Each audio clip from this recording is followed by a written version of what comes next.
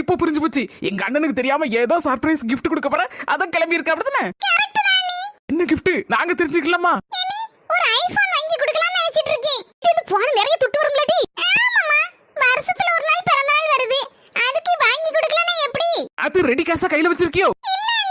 இஎம்ஐல தான் போட்டு வாங்கணும். முத ஒரு 10-15 கிட்ட கட்ட சொல்லுவான்.